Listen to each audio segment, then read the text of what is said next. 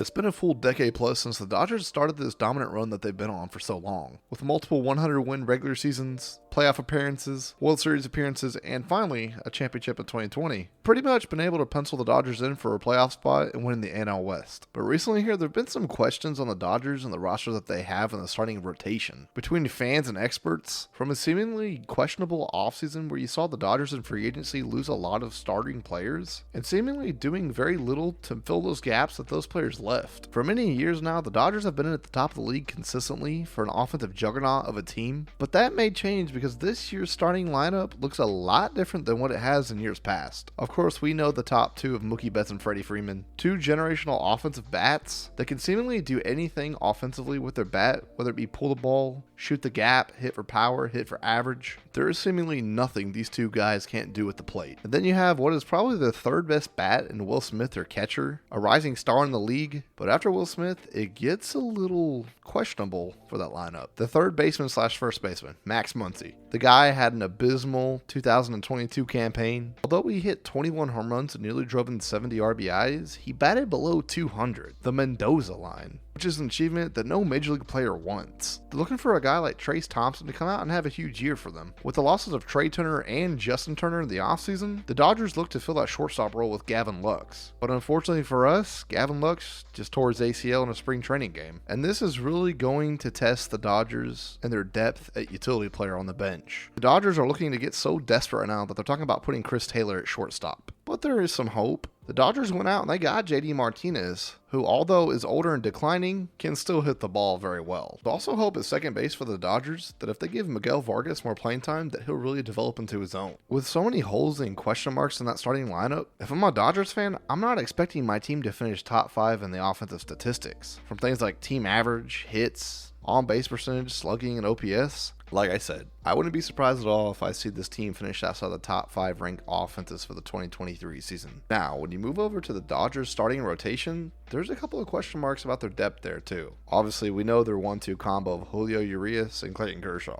Julio Urias is already one of the top 25 pitchers in the league, and by the end of the year, we can see him enter the top 10 or top 15. And yes, we know who Clayton Kershaw is, one of the greatest of all time, ERA king. The only question for many about Clayton Kershaw is his ability to stay healthy throughout the course of the season. Between things like age and attrition and previous injuries, Clayton struggled in the past few years to stay healthy consistently. After these two guys in that Dodgers rotation, things start to fall off and the question marks start to arise. Now, unfortunately for the Dodgers last year, they lost Walker Buehler to Tommy John surgery. Walker, I hope you recover fast. Big fan of yours. This is where Dustin May and Tony Gonsolin come in. Now, before his Tommy John surgery in 2021, Dustin May had one of the best two-seam fastballs in all of baseball. After missing the majority of 2021 and the 2022 seasons, Dustin came in at the end of last season and had some really good games and some really bad games. And this caused the Dodgers to put him in their bullpen for the playoff run in 2022. But coming into 2023, the Dodgers are looking for this guy to bounce back and to really bulk his workload up. I wouldn't be surprised if this guy goes out there and pitches 140 to 160 innings next season. Then you look at a guy like Tony Gonsolin,